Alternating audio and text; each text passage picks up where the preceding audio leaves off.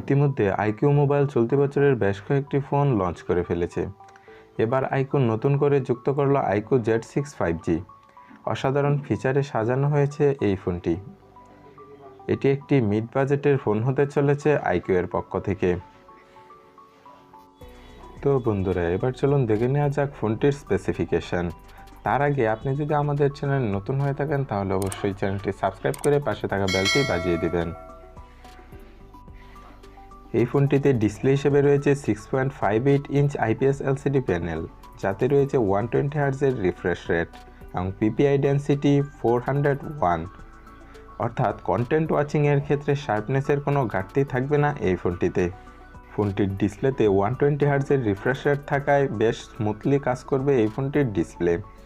আর যারা গেমিং করবেন তাদের জন্য এটি একটি প্লাস পয়েন্ট। এই ফোনটির ডিসপ্লেতে নচের পরিবর্তে পাঞ্চল দিলে ফোনটি আরও আকর্ষণীয় হয়ে উঠত সকলের কাছে। ফোনটির ডিজাইন এবং বিল্ড কোয়ালিটি নিয়ে বলতে গেলে ফোনটি পুরোপুরি প্লাস্টিক বিল্ড। ফোনটির ফ্রেমটিও প্লাস্টিকের তৈরি, যে কারণে আপনাকে ফোনটির সাথে একটি কেস ব্যবহার করতে হবে। ফোনটির ওজন 185 গ্রাম। ফোনটি দুটি কালারে অ্যাভেলেবল, ডাইনামো ব্ল্যাক এবং ক্রোমাটিক ব্লু।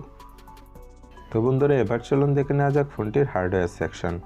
এই ফোনটিতে চিপসেট হিসেবে ইউজ করা হয়েছে স্ন্যাপড্রাগনের 695 5G চিপসেট, যা 6nm টেকনোলজি বেসড বিল্ড করা হয়েছে। এর গ্রাফিক্স সেকশনকে পাওয়ার করছে অ্যাড্রেনো 619। এই চিপসেটটি বেশ ভালো মানের একটি চিপসেট।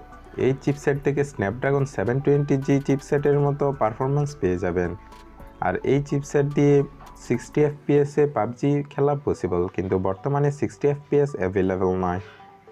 বর্তমানে 40 FPS PUBG খেলতে পারবেন, তবে আপডেটের সাথে সাথে 60 FPS এর ভার্সনটাও পেয়ে যাবেন। এই ফোনটি তিনটি ভেরিয়েন্টে অ্যাভেলেবল: 4 128GB, 6 128GB এবং 8 128GB।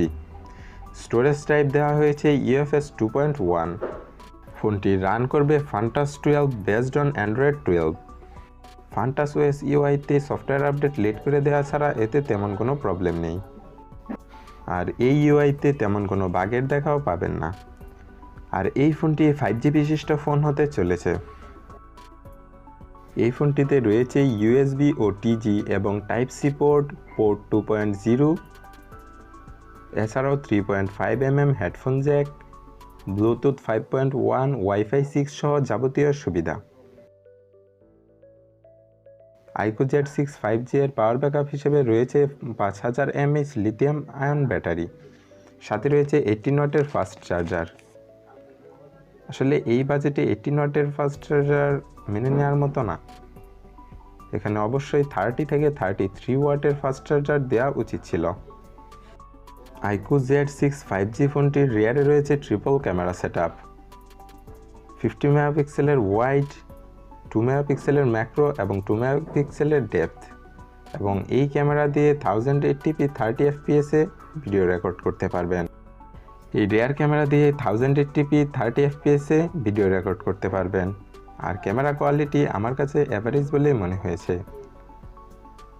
ফোনটির ফ্রন্টে রয়েছে 16 মেগাপিক্সেল সেলফি ক্যামেরা।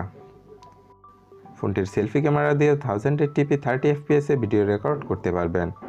আর ফোনটির উভয় ক্যামেরাতেই রয়েছে HDR প্যানোরামা এর সুবিধা।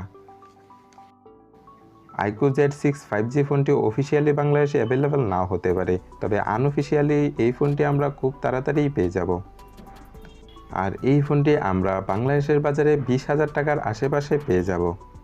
20,000 টাকার নিচে যদি এই ফোনটি বাংলাদেশে পাওয়া যায় তাহলে অবশ্যই গেমারদের জন্য বেস্ট অপশন হবে এটি।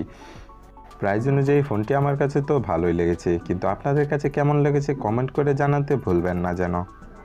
আজকের মতো এ পর্যন্তই, ফিরে আসবো আবার নতুন কোনো ভিডিও নিয়ে।